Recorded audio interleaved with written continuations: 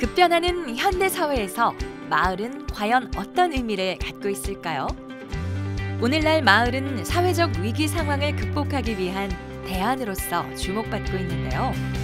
관계의 해체로 마을 안에서 공동체의 역할이 커지고 있는 지금, 여기 행복한 마을살이를 하는 이들이 있습니다. 공동체를 하자고 할 때 저희는 막 무슨 거창한 계획을 세우고 하는 것도 아니고 뭘 하면 좋겠어 그러면은 3, 4, 5분 모여서 그냥 조그맣게 하다가 이게 없어지기도 하고 더 커지기도 하고.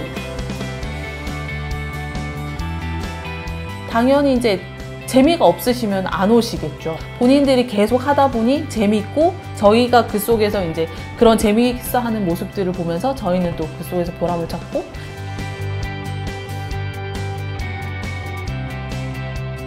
어떤 신뢰관계가 있으니까 저질렀지 이게 저 같으면 못 저질렀을 것 같아요. 그래서 함께 뭔가를 같이 고민할 수 있는 그런 자리가 있는 거, 그런 게 제일 큰 즐거움인 것 같아요. 함께 공동의 성취감을 느끼고 소통에 의한 삶의 쉼표와 활력소를 얻는 곳.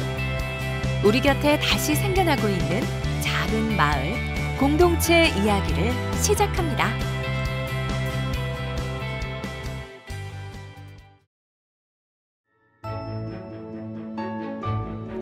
13개의 공공기관이 밀집되어 있는 미래형 신도시, 원주 혁신도시 내의 한 아파트 단지입니다.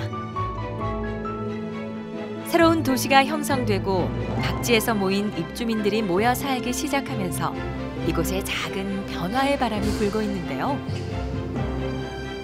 아파트 내 도서관을 중심으로 한 주민들 간의 작은 공동체 활동입니다. 저희 주공 아파트는 850세대 중에 거의 젊은 층이 많기 때문에 또 어린이들이 많고, 그래서 도서관 활용을 우리 그 주민들 중에 자원봉사자들이 준비를 했습니다. 그래서 편안한 시간에 아무 때 오셔도 즐길 수 있고, 또 주민들께서도 또 대화의 방도 되고, 또 아이들이 또 쉽게 접근할 수 있도록 관리실 앞에 이렇게 마련이 됐습니다. 늘 사람들로 북적이는 마을의 중심 공간이 되라는 뜻의 북적북적 도서관은 이웃과 소통하고픈 주민들의 작은 열망에서 시작됐습니다. 기관이나 단체의 주도가 아닌 주민들 스스로 필요에 의해 만들어진 공간이죠. 저희 기부가 아니면 도서관이 이만큼 안 만들어졌을 것 같아요. 뭐 소파도 기부해 주신 거고, 책장도 기부해 주시고, 여기 채우고 있는 책들도 다 기부로 저희가 지금 채우고 있습니다. 십시일반 주민들의 뜻으로 세워진 마을 도서관에서 의미 있는 행사가 열렸는데요. 입주민을 위해서 노고하시는 노고에 진심으로 감사드립니다. 이런 거 오늘 우리 하고 있다? 너도 하나 쓸까? 네, 써볼게요. 괜찮겠어요? 네. 그럼 우리 저쪽 가자. 오늘은 명절을 앞두고 아파트를 위해 일하시는 분들께 감사의 카드를 쓰는 날. 그러면 경비 아저씨한테 쓸 거야? 미연 여사님한테 쓸 거야? 경비 아저씨. 그러면 경비 아저씨 하고 시작하면서 쓰면 되겠다. 아파트라는 단절된 공간이지만 주민들은 도서관을 중심으로 서로 소통하고 교류하며 따뜻한 공동체 마을을 만들어갑니다.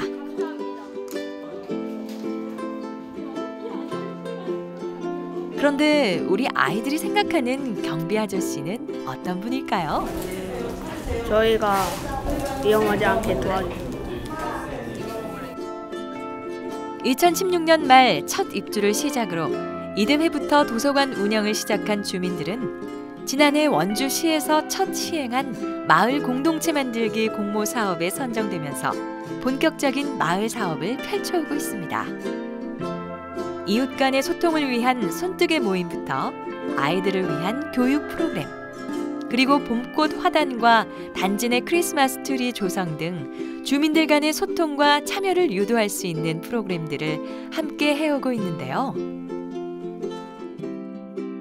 저도 지금 여기 이사 온 지 아직 2년이 안 돼가지고 처음에 왔을 때는 사람을 만나거나 교류할 수 있는 계기가 없었어요. 근데 작년에 이제 도서관에서 손뜨개라는 거, 손뜨개 하는 걸 가르쳐 줬거든요, 무료로. 그래서 저도 그때 와서 이웃들도 만나고. 도서관이라니까 이렇게 책 읽어야 될 것 같고 이런 부담감이 있잖아요. 그래서 저는 책을 사실 그렇게 좋아하는 편이 아니라서 그 부담감을 처음에는 좀 꺼려했는데 와서 보니까 꼭 책을 읽어야 되는 건 아니더라고요. 같이 활동해서 뭐 프로그램도 하고 뭐 아이들하고 같이 이제 그냥 놀기도 하고 색칠 공부도 할 수 있고 부담 없이 그렇게 해서 처음에 왔다가 지금 이제 같이 봉사도 하고 저는 이제 프로그램 하는 이제 강사 활동도 같이 하고 이렇게 하고 있어요. 어색함과 낯설므로 시작한 공동체 활동이지만 함께 놀고 소통하니 조금씩 변화가 찾아왔습니다. 물론 모든 것이 마냥 순탄치만은 않습니다. 안 되는 거는 일단 아직도 관심이 없으신 분들도 계시고 심지어는 한겨울에 도서관 조금 따뜻하게 데펴놨다고 와서 아무도 없는 도서관을 이렇게 전기세를 많이 나오게 난방을 돌리고 있냐고 할 때 그럴 때 좀 아쉽고 그리고 저희가 뭐 하고 있는지 말씀드려도 안 들으려고 하시거나 아니면 관심 정말 없어 하실 때 그럴 때는 좀 기운 빠져도 소수지만 계속해서 끊임없이 그래도 변화를 위해서 저렇게 나와서 애써주시는 이웃들이 계시고 같이 하고 있고 그리고 우리가 뭐 엄청난 걸 하는 건 아니지만 조금 사람들 마음의 문을 열고 있지 않나 이런 생각을 하기도 하고요. 단순히 주거 공간으로서의 기능만을 담당하던 아파트에 활력이 돌고 이웃 사촌이 진짜 사촌보다 더 가까워지는 기적 같은 일이 일어났습니다. 그래서일까요?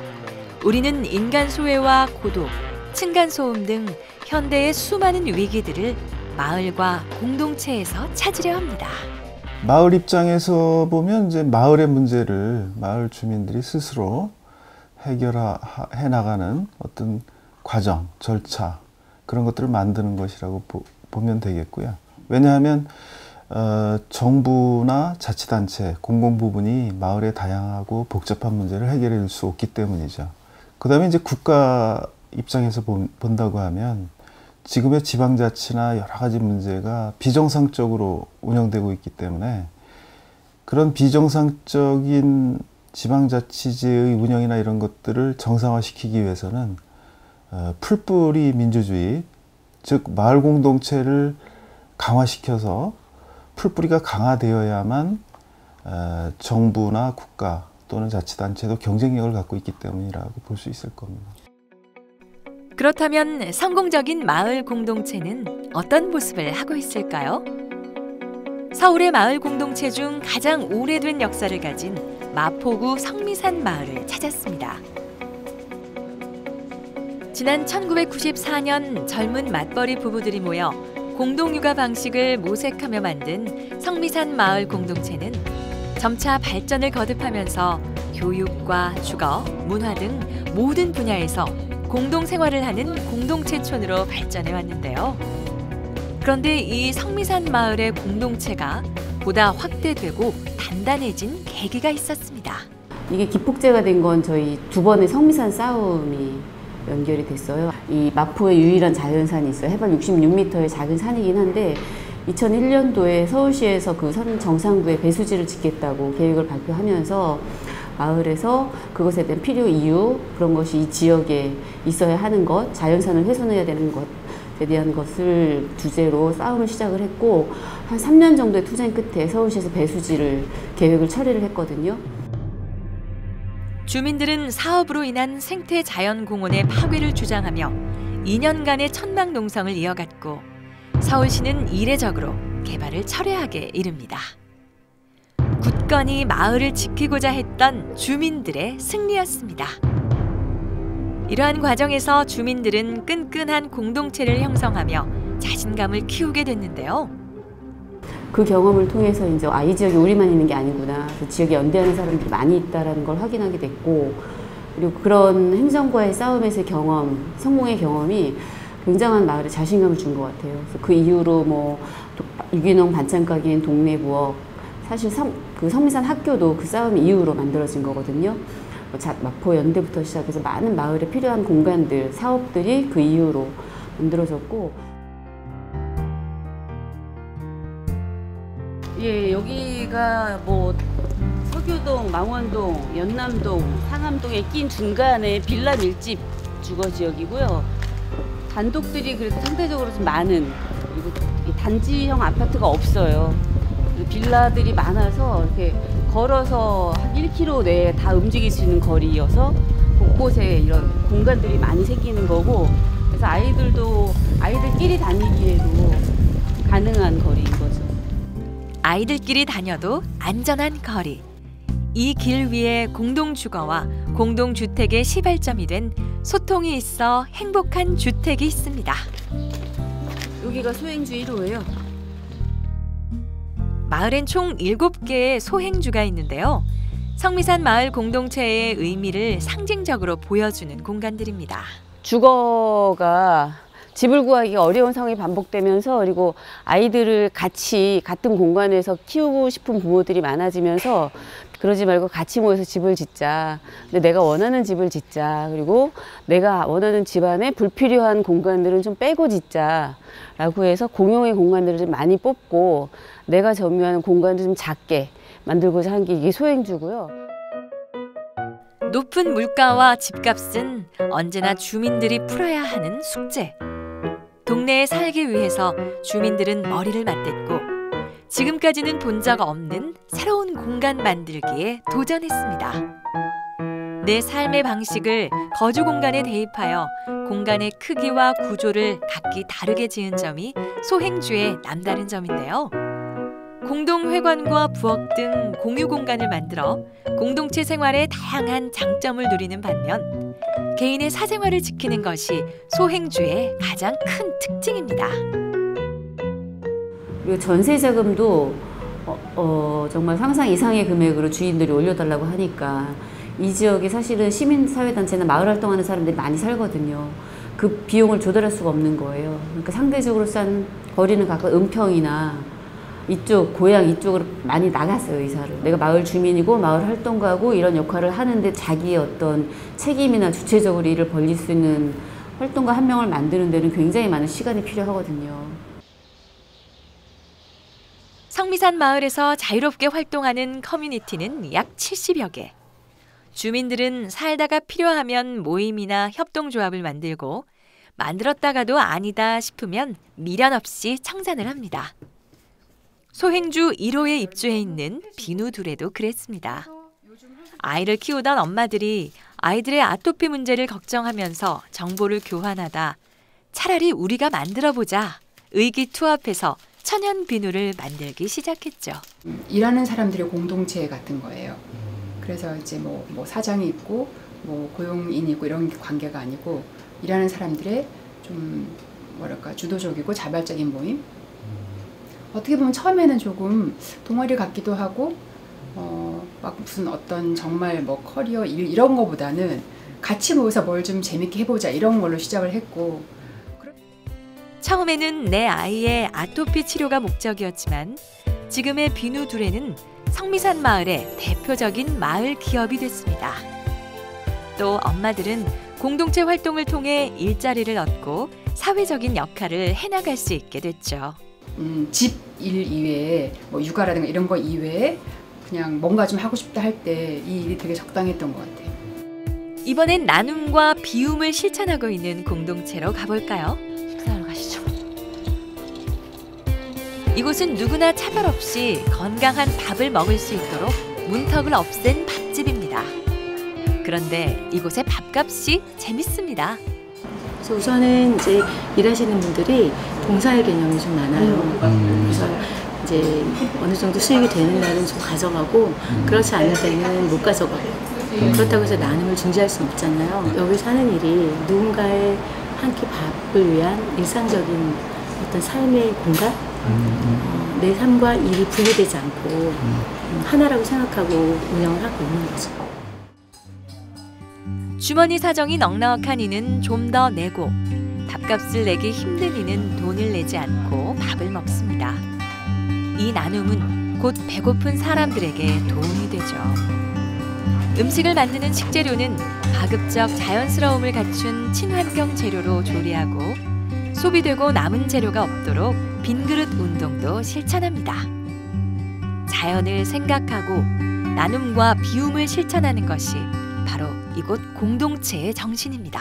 최소한 이제 뭐 10년 가까이 된 단체들이 많으니까 그냥 이제 일상의 일을 하는 거죠. 진짜 마을 활동가로서 그냥 지금은 그런 것들을 가지고 또 새로운 마을 주민들이 세대가 생겨나고 새로운 마을 주민들과 같이 또 그때와 또 다른 모습의 마을 활동을 하는 것들이 계속 생기는 것 같아요. 저녁이 되자 성미산 마을회관으로 3355 사람들이 모여듭니다. 오늘은 마을회관에 구비된 공구들을 몇 가지 추가해 주민들이 빌려 쓸 수 있도록 공유센터를 재오픈하는 날.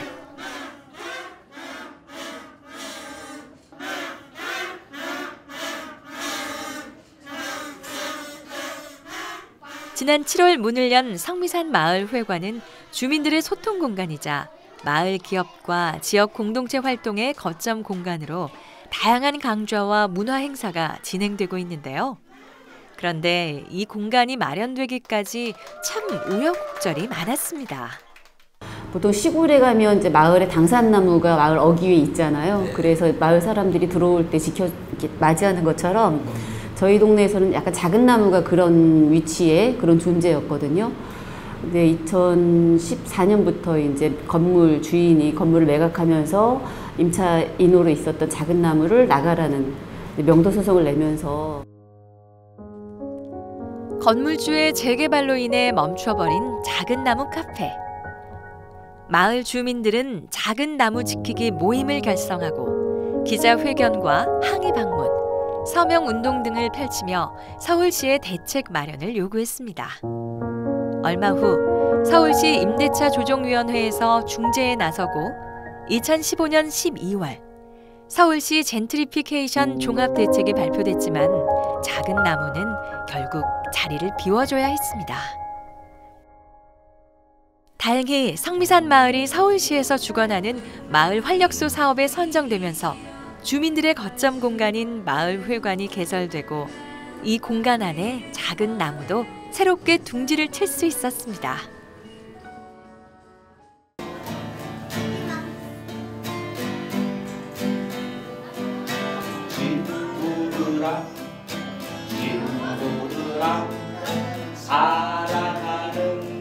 작은 나무 사건이 발생한 지 5년 만에 얻은 소중한 공간이었습니다. 그렇다면 주민들에게 성미산 마을은 어떤 의미일까요? 성미산 마을은요, 뭐 서울 시내에 있는 마을이긴 하지만 생활하고 살다 보면 마치 시골 생활을 하면서 이 주민들과 아주 정겹고 즐겁게 이렇게 관계 맺기를 하는 그런 어떤 시간을 갖는 마을이라고 생각이 듭니다.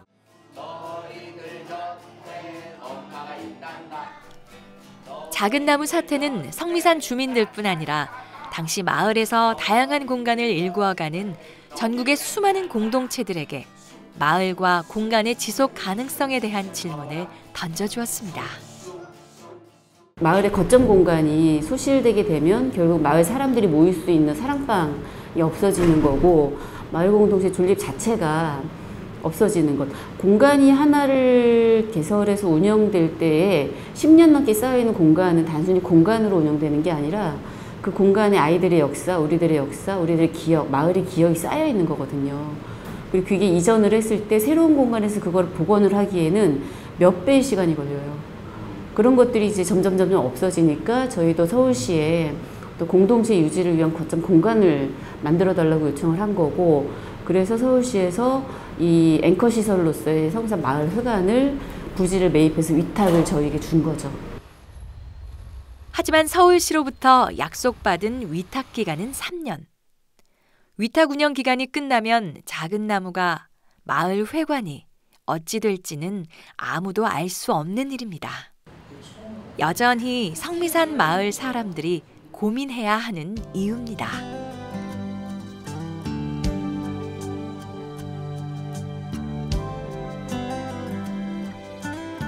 그렇다면 다른 공동체들은 이러한 둥진의 몰림 현상들을 어떻게 해결해 나가고 있을까요? 이곳은 경기도 안산의 한 공동체가 운영하는 지역아동센터입니다. 지난 2005년 초등학교 입학 자녀를 둔 6명의 엄마들의 활동으로 시작한 공동체로 마을의 협동조합까지 만들었습니다. 근데 지하 단칸방에서 시작했거든요. 월세 5만 원이고. 근데 몇 달 만에 이제 그 집을 비워줘야 되는 상황이 돼서 두 번째 이사하고, 그런 과정에서 또 세 번째쯤 옮길 때 아이들이 한 20여 명 정도로 늘어났는데, 아이들이 엄청 많이 늘어나 있으니까 집주인이 좀 비워줬으면 하는 그런 바람이 있고, 그래서 계속 2년을 거의 못 채우고 계속 옮겨 다니게 됐던 것 같아요. 그러면서 이제 어딘가 정착해야 되겠다, 이런 욕구들이 되게 높아졌던 것 같아요. 공동체의 지속 가능성을 위해선 무엇보다 안정된 공간의 확보가 시급했습니다. 오랜 논의 끝에 주민들은 건물을 임대가 아닌 매입을 하기로 결정했죠. 사실 결정하는 데는 오랜 시간이 걸리고 되게 힘들었지만, 막상 이 공간을 우리가 구입하고, 그리고 이후에 계속 자라는 아이들과 우리 이웃들로 해서 이 공간을 꼭 마련하자라고 절실함이 딱 생기면서 결정을 하니까, 사실 갖고 있던 돈들을 막 내주셨어요. 건물 매입비 2억 원, 인테리어 비용만도 2천만 원이 넘었습니다. 하지만 구성원들은 내일처럼 나서주었고, 십시일반으로 돈을 모아 지금의 공간을 마련할 수 있었습니다. 그때 회의도 되게 많이 하고 해서 여기를 사자 그냥. 그래서 그때 은행 대출 가능한 곳 굉장히 많이 받고, 모아놓던 적금 같은 것을 일부 저희 빌려주시고, 또 개인이 신용대출이나 뭐 자기가 대출 받아줄 수 있는 거 있잖아요. 그걸 빌려주고 공동체에서 그 이자를 갚는 형태로 처음에 구입을 했죠. 마을 주민들의 사랑방이자 공동체 공간인 카페 마실 역시 같은 방식으로 만들어졌습니다. 협동조합원들의 출자금과 건물 담보대출, 2, 3층에 거주하는 세입자들의 보증금과 월세를 더해 3층짜리 건물을 온전히 소유할 수 있게 됐습니다. 어떠한 행정의 도움 없이 지역 공동체의 자율적인 힘으로 공동체의 자산을 소유할 수 있게 된 거죠. 그렇다면 이렇게 주민들이 하나가 될 수 있었던 원동력은 무엇이었을까요? 사실은 되게 의미 있는 일이라고 생각해서, 누가 얼마씩 냅시다라고 얘기한 건 아닌데 본인들이 할 수 있는 최대한을 다 끌어다 낸 거는 자기 아이들이 클 공간이고, 자기 아이들이 큰 공간에 대한 고마움과 이 관계에 대한 고마움, 신뢰? 엄청난 신뢰가 생겼기 때문이고, 그동안의 긴 과정 속에서 그렇게 생겼으니까 낸 거지, 모이자마자 삽시다 그랬으면 안 샀을 거예요. 네.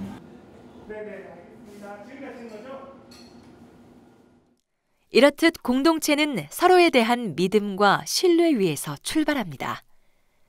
주민의 자발적인 참여와 만남, 소통과 신뢰가 바탕이 되어 마을의 공동체를 키우는 힘이 됩니다.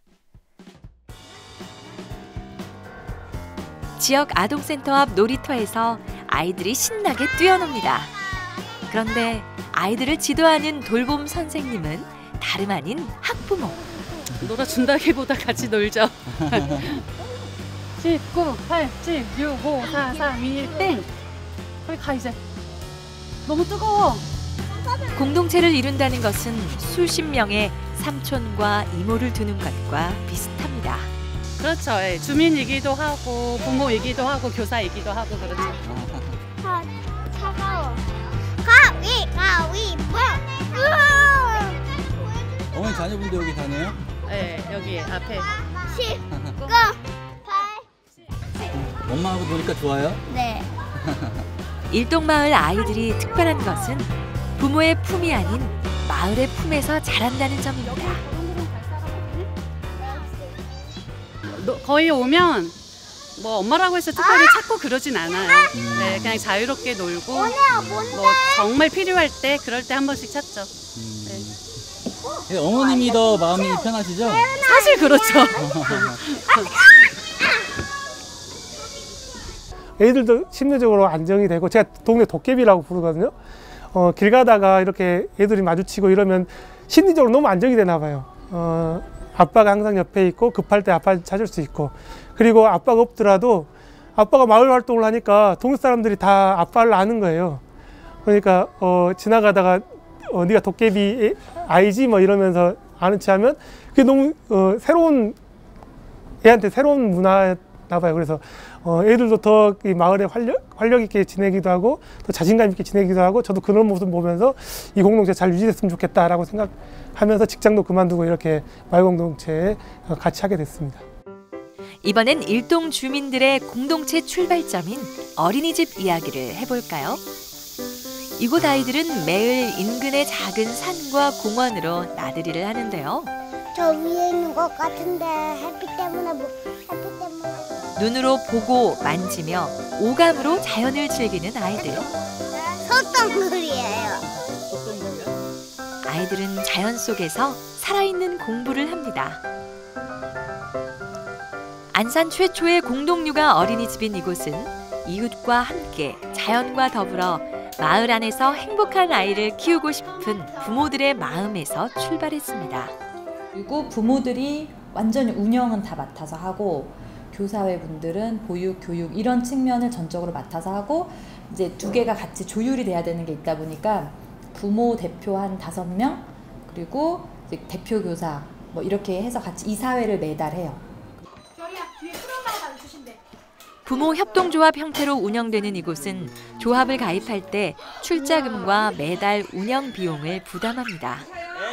또한 어린이집 운영에 관한 회의가 매달 1, 2회 개최되고 부모가 어린이집 청소와 수업 도우미 등 시간을 내야 할 때가 많습니다. 그럼에도 불구하고 공동육아를 통해 부모가 얻는 만족감은 매우 큰데요. 아이들은 연령과 상관없이 놀이와 나들이를 통해 어른들은 어린이집 운영과 부모 참여를 통해 공동체 문화를 경험하고 함께 성장해 나갑니다. 일반 어린이집 같은 경우 현관 밖에서 딱 헤어지고 안에도 정말 특별히 허가됐을 때만 들어갈 수 있다고 하더라고요. 근데 저희는 그냥 등하원 시간 비밀번호 누르고 무조건 들어가고 그리고 뭐 아마 활동이라고 해서 선생님 대신해서 아이들 같이 보육도 하는 시간들이 있어요. 그러다 보니까 이 어린이집 내부적인 사정, 선생님들이나 다른 엄마 아빠들 아니면 아이들이 어떻게 상호작용하는지 그런 거를 진짜 투명하게 다 알게 되죠. 또한 어린이집과 지역 아동센터가 서로 연계되어 있어 아이들은 어린이집을 졸업한 후에도 방과 후 프로그램인 지역 아동센터로 자연스럽게 연결됩니다. 아이들을 믿고 맡길 수 있는 지속 가능한 교육 시스템이 가능하죠. 그렇다면 주민들에게 공동체의 의미는 무엇일까요? 마을에서 아이를 키운다는 것은 곧 그 아이에게 고향을 만들어주는 것과 같다고 주민들은 말합니다. 안산엔 토박이라는 개념이 별로 없어요. 공단이 만들어지면서 전국 각지에서 모였던 사람들이에요. 집 때문에, 직장 때문에, 아파트 때문에, 월세나 전세 때문에 시기 때마다 옮겨 다니는 과정이었잖아요. 그런데 여기 공동육아를 하고 지역아동센터가 생기면서 적어도 안산에서 여기를 거쳐갔던 친구들은 여기가 고향인 거죠. 여기는 이 아이들한테 마음의 고향이고 실질적인 고향이 되어 있는 거죠. 그러니까 부모들도 그것을 힘들어서 깨지 못하는 거예요. 이걸 유지할 수 있는 것이고. 수원시 팔달구. 우리나라 성곽 문화의 백미로 손꼽히는 수원 화성 근처에 문화를 파는 전통 시장이 있습니다.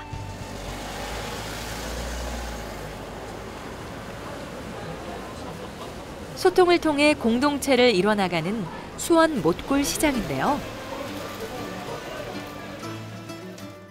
이 방송은요, 상인이 직접 생방송으로 진행하는 올리버가 진행하는 청춘 방송입니다. 여기는 대한민국 글로벌 명품 시장 수원 목골 시장입니다. 네, 많이 힘드시죠? 저도 힘들어요. 요즘에 양쪽 팔 밑에 아주 날개가 나오고 있습니다. 네, 이럴 때일수록 건강관리 잘 하시고요. 또 상인 여러분들과 고객 여러분들과 함께 1시간 심차게 또 시원하게 좋은 음악과 함께 달려보도록 하겠습니다. 상큼한 목소리로 금세 시장 골목에 활기를 불어넣는 찬미 씨. 그녀는 전문 DJ가 아닌 못골 시장의 상인인데요. 일하랴 지금 나도하랴 굉장히 힘들죠. 힘든데 또 매일 장사만 하면 너무 재미없을 것 같잖아요. 그래도 10년 동안 버틴 거는 또 나름대로 제가 떡집을 하고 있지만 떡도 만들면서 또 나름의 자기 시간이 이 방송을 통해서 이렇게 표출되니까 훨씬 더 근무하는 시간, 떡 만드는 시간이 더 행복해진 것 같아요. 못골 온 에어는 상인들이 직접 DJ와 PD 등의 역할을 맡고 있는 국내 최초의 시장 라디오 방송. 제가 방송을 할 거라 생각은 안 했고요. 어릴 때부터 꿈은 그냥 성우의 꿈은 갖고 있었는데 또 결혼을 하다 보니까 또 목골시장 쪽으로 이렇게 와서 또 장사를 하다 보니까 어느 날 기회가 지어졌어요. 사실 저희 방송국이 생긴 지는 한 10년 전에 문정선 씨 프로젝트 문화를 뭐 접목한 활성화 해갖고 저기 강원도의 주문진 시장과 또 저희 목골시장이 선정이 돼서 상인이 그냥 일만 하는 상인이 아니라 즐기면서 함께 할 수 있는 이런 프로젝트로 해서 시작한 게 벌써 10년이 됐고요. 못골 상인들은 평소 하고 싶었던 일들로 동아리를 만들었습니다. 어떤 이는 음악 밴드를 하고 또 어떤 상인은 합창단을 꾸렸습니다. 통기타 동아리가 생기고 손재주가 좋은 사람들은 손글씨 쓰기 동아리도 만들었습니다. 상인들에 의한 다양하고 활력 넘치는 문화 활동들이 펼쳐졌죠. 기존에는 이제 큰 대형마트라고 할 게 몇 개 없었어요. 한 3개 정도 손으로 꼽을 정도였는데 초창기에 수원의 인구 100만에 비해서 너무 많은 대형 쇼핑센터들이 오픈을 하는 거예요. 그래서 이래서는 우리 전통시장 다 무너지는 거 아니냐.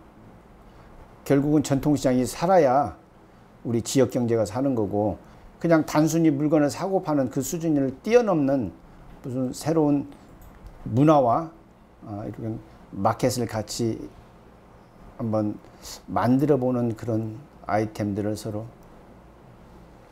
갖게 된 거죠. 시장을 살릴 방법으로 사람과 사람 사이의 소통을 선택한 시장 사람들. 다양한 공동체 사업을 펼치면서 못골 시장은 눈에 띄게 달라졌는데요. 딱 선입견 있잖아요. 재래시장 하면 청결하지 못하다. 그리고 상품이 이렇게 별로 좋지도 않다. 그리고 이제 친절하지도 않다. 어르신들이 많다 보니까. 근데 이 프로젝트를 통해서 많이 변한 건요. 제일 첫 번째로 외부의 사람들이 이렇게 방문하거나 아니면 벤치마킹 오시는 손님들이 첫 번째로 딱 하면 목골시장 들어오면서 제일 먼저 느꼈던 게 뭐예요? 하면은 딱 2가지를 말씀하시더라고요. 상인들의 얼굴이 틀려요. 그거는 수입과 관련된 거라 장사가 잘 되면 상인들 얼굴이요 밝을 수밖에 없어요. 상거래의 기능만이 있던 시장에 소통이 이루어지면서 활력이 돌기 시작했고요. 못골 브랜드를 파는 시장이라는 상인들의 자부심도 커졌죠. 그리고 상인들의 얼굴이 밝아지자 고객들 역시 시장을 바라보는 눈이 달라졌습니다. 옛날에는 별로 안 좋았죠. 그런데 지금은 너무 발전돼서 다 없는 거 없이 다 있고 편하고 음식도 맛있고 싸면서 저렴하고. 어떤 점이 크게 좀 많이 바뀌었나요?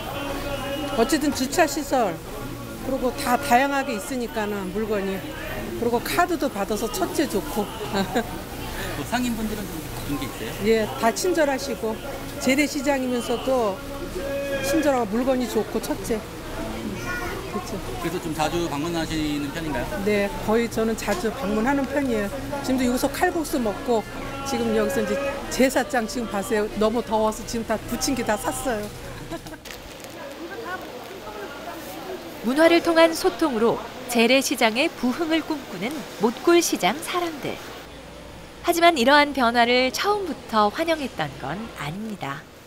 일부에선 크고 작은 불협화음도 있었는데요. 사실은 뭐 그 와중에 저희 목골 온에어도 이제 방송을 하다 보니까 처음에는 굉장히 시끄럽다는 말이 많았어요. 왜냐면 익숙하지가 않으니까요.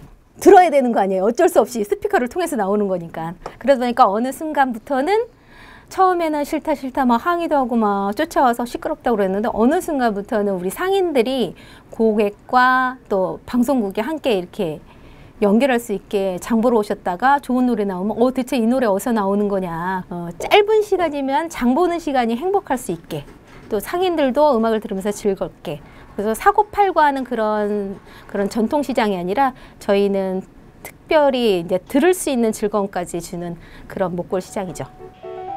못골시장 사람들은 시장 현대화 사업에도 속도를 냈습니다. 낙후된 환경을 개선해주는 정부의 전통시장 현대화 사업에 발빠르게 신청해 쾌적한 공간으로 새 단장을 했는데요. 예전에 보면은 그 앞쪽 큰 대로변하고 저쪽에 남문하고 그 연결되는 저희가 그 통로 사이 골목길이었어요. 그러다가 이제 사람들이 많이 다니다 보니까 그냥 자연 발생적으로 이렇게 조성된 거죠. 지금 아마 여기서 장사 나중에 들어와서 이렇게 하시는 분들은 예전 생각을 못 할 수가 많은데요. 비 오면 비 그대로 다 맞고 뭐 거의 영업 못하고 철수하고 들어갈 정도. 뭐 눈 오면 그렇고. 수원시 팔달구에 9개의 크고 작은 시장이 모여있는 남문시장. 한때는 이 남문시장에서도 가장 규모가 작고 허름한 곳이 못골시장이었는데요. 지금은 문화사업과 함께 시장 현대화 사업으로 깔끔하게 정비된 이후 하루 유동인구만도 15,000여 명이 넘는 관광과 쇼핑의 명소가 됐습니다.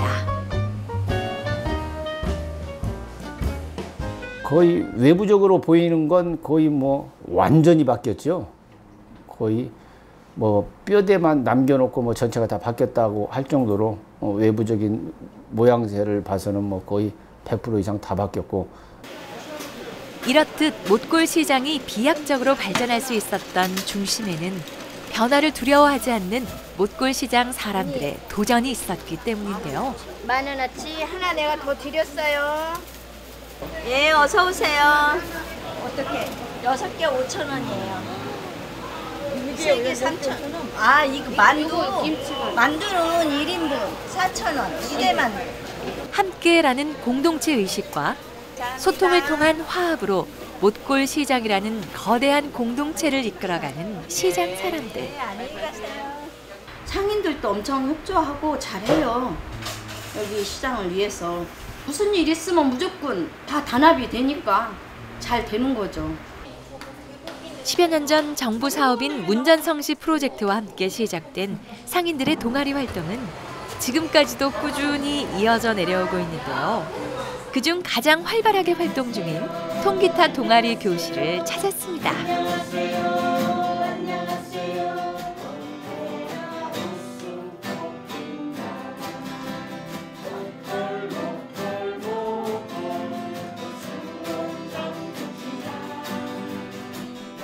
못골시장 통기타 동아리는 해마다 5회 이상 지역의 행사에 초대되어 공연을 할 만큼 실력과 명성이 갖춰진 팀인데요. 이러한 모임을 통해 상인들은 서로 간에 우정을 쌓고 화합을 나누고 있습니다. 우리가 예를 들어서 바깥에 무대에 나가서 기타 치고 하면 그 고객들이 다 응원하고 박수치고 그렇게 다 해요. 그리고 우리 또 뭐 여기서만 하는 게 아니고 뭐 경기도 저기 뭐 안양도 가고 군포도 가고 삼본도 가고 공연할 때 가서 하면 거기 지나가는 사람이 딱 우리 가게 들어와서 아 그때 삼본에서 뵌 분인데 그런 사람도 있어요. 정말로. 이렇듯 다양한 공동체 활동은 상인들에게 삶의 활력소이자 소통하는 못골 시장을 만드는 원동력이 되고 있는데요. 이것은 상인들이 공동체 활동을 꾸준히 지속해올 수 있었던 힘이기도 합니다. 시장의 활성화를 위해서 상인분들이 직접 이렇게 동아리를 이렇게 활동을 하는 것이기 때문에 다른 분들도 또 관심과 격려로 또 응원해주고 계시고 또 상인분들 또 가까이 우리가 만날 수 있는 자리가 또 만들어지는 거니까요. 또 그런 면에서 또 굉장히 좋은 거죠. 백운산 서쪽 끝자락, 푸르름 가득한 이곳에도 행복한 마을 공동체를 꿈꾸는 이들이 있습니다. 원주 흥엄면 매질이 동산마을 사람들입니다. 지난 2010년 임야를 깎아 택지로 조성한 동산마을엔 현재 총 14가구가 모여 살고 있는데요. 오늘 이들이 한자리에 모였습니다.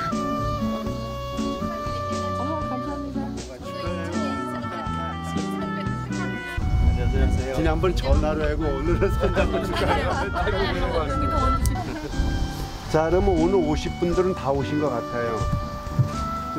동산마을 사람들은 한 달에 한 번 주민들과 함께하는 마을 걷기 프로그램을 진행해 오고 있는데요. 오늘이 바로 그날. 그래서 오늘은 흥업 둘레길 3개 코스 중에서 2번째 코스 매지 저수지 둘레길을 걷는 걸로. 마을의 아름다운 숲과 자연을 걸으며 함께 소통하는 동산마을 사람들. 시선이 닿는 곳 하나하나가 설레고 특별합니다. 아, 있네. 저 매달려 있네, 다슬기가. 다슬기 있어, 줘봐.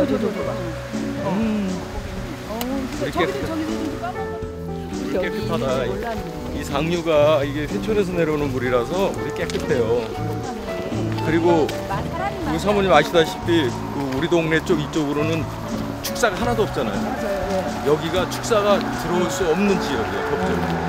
그런 지역. 아니, 요즘 뭐 축사가 없는 게. 그래서 이 동네가 그래서 깨끗해서 좋아요. 동산마을 사람들은 택지 개발 이후 이주한 주민들로 고향도 자라온 환경도 모두 다른데요. 이들을 연결할 무언가가 바로 걷기였습니다. 다들 좋아하셨나요? 처음에 이거 하자고 했을 때는? 처음에 할 때 뭐 별로 큰 반대도 없었고 어떻게 보면 뭐 적극적인 면도 좀 아쉬웠지만은 근데 하나하나 진행되다가 보니까 사람들이 아 재밌다 또 하고 싶다 또 걷고 싶다 또 걸으면서 이야기도 나눌 수가 있고 추억도 만들 수 있으니까 그 점점 이렇게 그 호응들은 높아지고 참여했던 분들은 계속 같이 하려고 하는. 동산마을은 올해 원주시 마을 공동체 만들기 지원 사업에 선정된 마을 중 한 곳으로 마을 공동체의 출발점에 서 있습니다. 모두 외지에서 이주해온 주민들로 구성된 만큼 소통과 마을 정비 사업에 많은 공을 들이고 있는데요. 꽃길 조성 등 마을 가꾸기 사업과 걷기를 통한 건강 다지기, 마을 주민들이 함께 취미를 나누는 문화활동 등을 통해 소통이 부족했던 마을을 조금씩 화합과 교류의 공간으로 바꾸어가고 있습니다.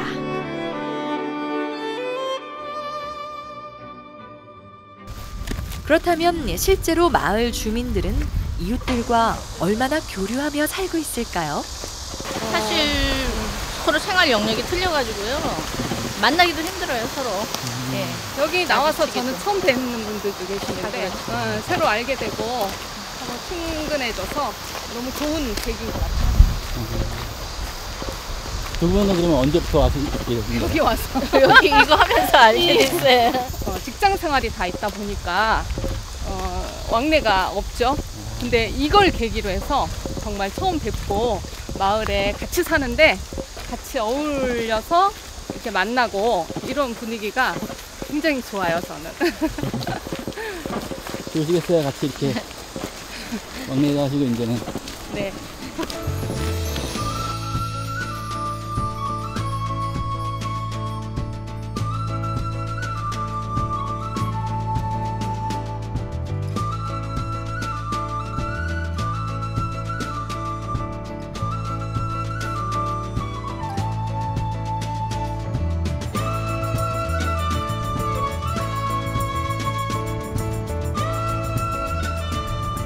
그래서 9월 7일밖에 시간이 없다 그래서 다음 달에는 9월 7일 날 우리가 걷는 걸로.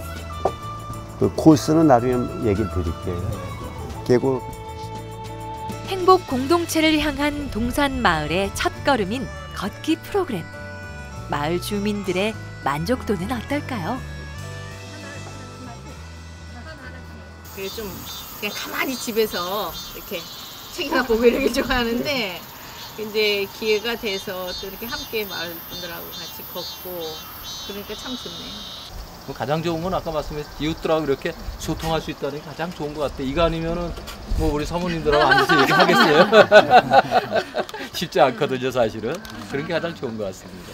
남에게 보여주기 위한 것보다는 우리 스스로가 마을을 구성해 살면서 어떻게 하면 이 마을이 살기 좋고 머물고 싶은 그런 마을로 만드느냐 이런 관심들을 많이 갖고 있기 때문에 그쪽에다가 포인트를 맞춰서 우리는 현재 그 프로그램을 진행하고 있는 거거든요.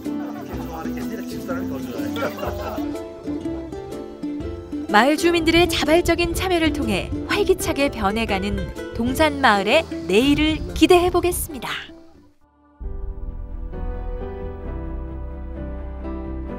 1인 가구가 늘고 혼자 사는 삶이 유행처럼 번지지만 소통과 신뢰, 관계를 통해 유지되는 더불어 사는 삶의 가치는 여전히 변하지 않았습니다.